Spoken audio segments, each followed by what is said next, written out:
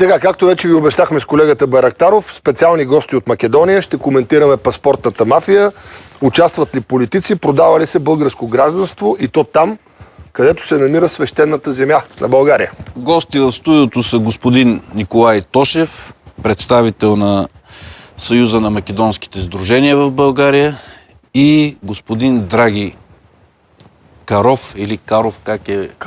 Каров е по-македонски. Имате нещо общо с Пере Тошев, доколкото разбирам от вашата фамилия.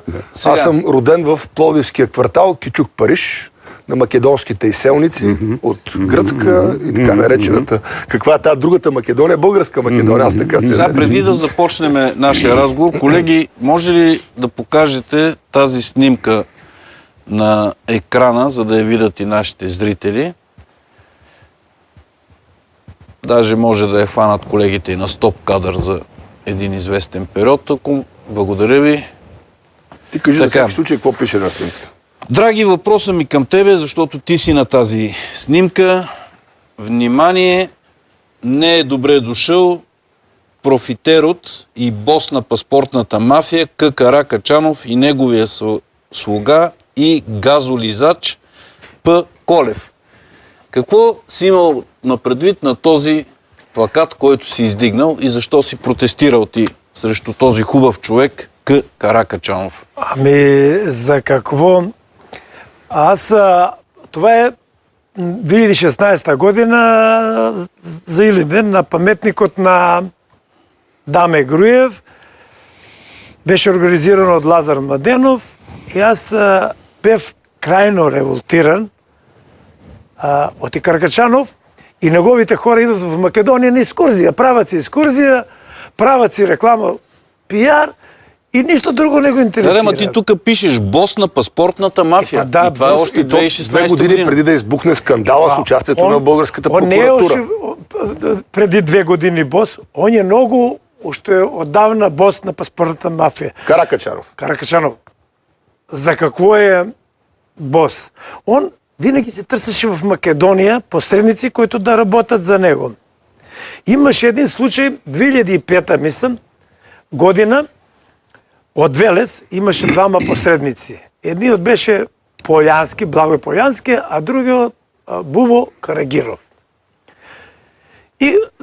Този Полянски на локални телевизии казва: аз не съм българин, аз съм си бизнесмен, посредник и много лоши неща говорил срещу България. Аз много се ядосвах, търся го, не можех да го намерям и след една недела, аз от 2004 година живеем тук, щерките ми учеха средна година и ходам в агенцията за чужбина, ама тогава беше имаше кафене горе. Да. И търсам на Ангел Маринков, он беше тогава в агенцията, приятел на Каракачанов, и да му кажем, че този, той го намери в този, който много лошо говори срещу България. Срами България, а се прави, че е посредник за гражданство. И казвам, он ми изядосва, удари му шамар на този Благой и казва му, Ангел Маринков ми казва: ще моля да го известаш Каракачанов. Каракачанов решава тия неща. Тоест всичко според ще говорим от 2005 година. Още 2005 Каракачанов решава тези неща. 12-13 сега това ми го каза Ангел Маринков. Той по това време, Каракачанов, между другото, пак е нещо като фактор, защото е депутат. Депутат стана от партията на Софиянски. Аз не знам какъв беше, това го казвам думите на Ангел Маринков. Така. И добре, свърши. Само да ще попитам, хората говорят ли го публично това нещо в Македония? И всичките. Какво казват? Какво говорят Македония? В Македония, аз съм познат в Македония като Драги Каров Бугаринот и... Драги Каров, българина. Да, Бугаринот, така ме наричат. И много хора идват и казват: вика, Драги, аз си купих български паспорт, вика. Викам: как си купи български паспорт? Трябва да получиш българско гражданство след това. Аз всичките неща дал си пари, кой дал 1000 евро, кой дал 2, и обяснява ли за примерно, каква е схемата, на кой дават тия пари, как става? Казват ми, значи, схемата...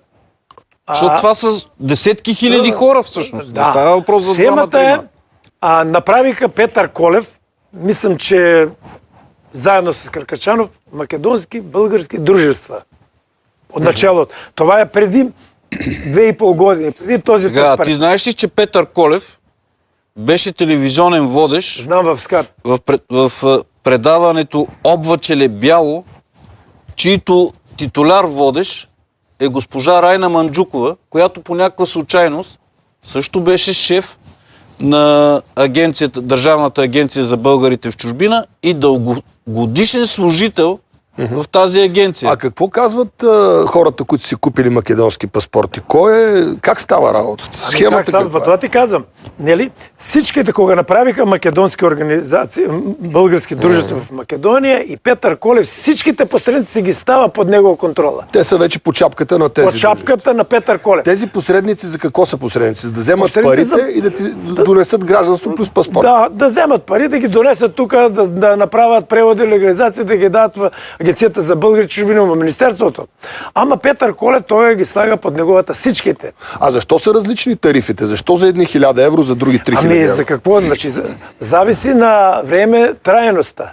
Ако искаш по-бързо, цената е по-голема, повече. Ако не можеш да докажеш, че си български гражданин, т.е. нямаш баба, дядо... Това Петър Колев тия документи ги прави. Значи, дори да не си българин, дори да си албанец, дори да си косовар, дори да си турчин... Сега, това го правят, трябва да се зачленаш в българските дружества. Да се зачленаш и они ти издават документи и правят, че си член. Че си някакъв потомец на...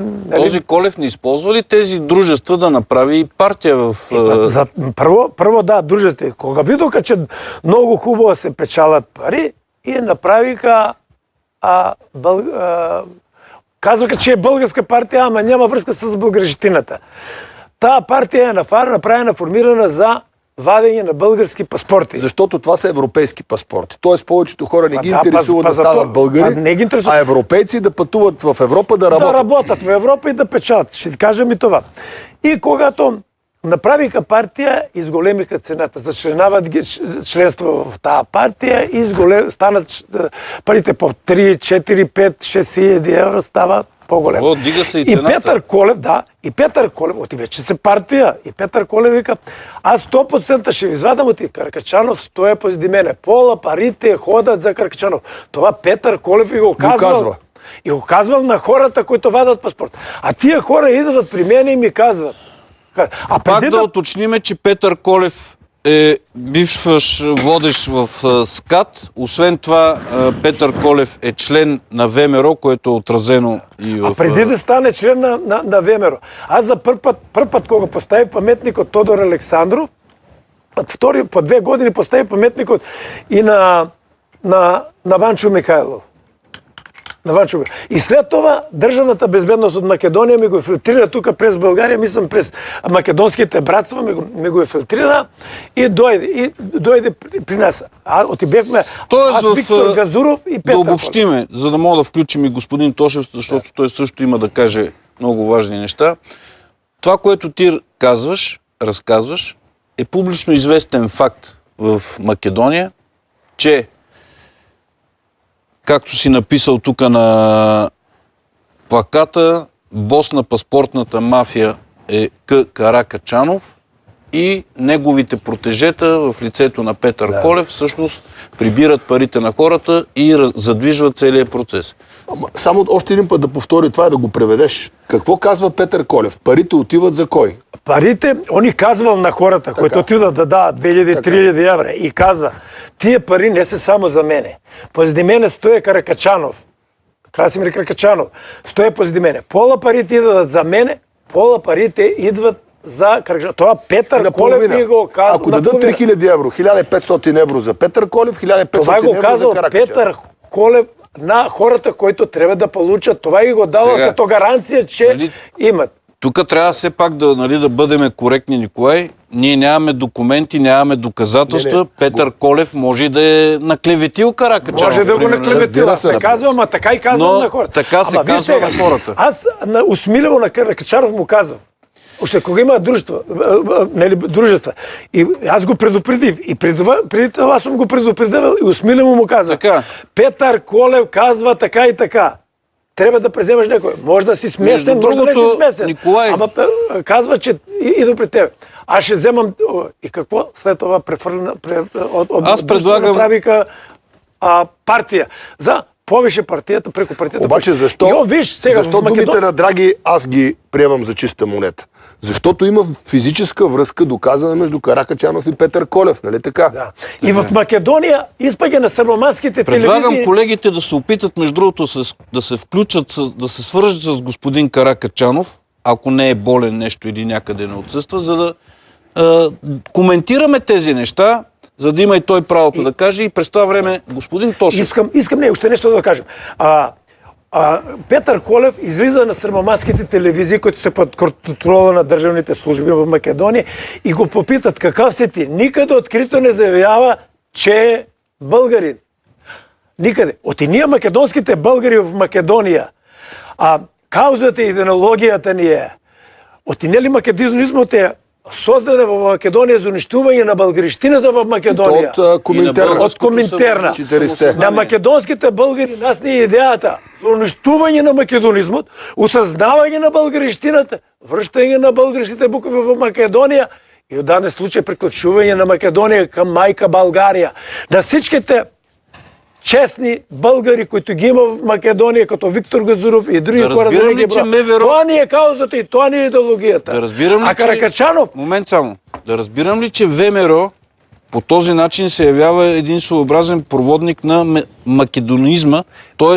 против интересите на България, на българщината и на българските македонци? Аз мислям, ВМРО-то в България на Красимир Каракачанов по-му отговаря да няма добри отношения Македония с България, и он тогава повече печале. Да, и он не работи за българщината в Македония, он работи за македонизмото в Македония. И кога има напрежение, он тогава повече печале. Идва си на екскурзия, прави конфликти, за да може он от и така повече печале. Господин Тошев,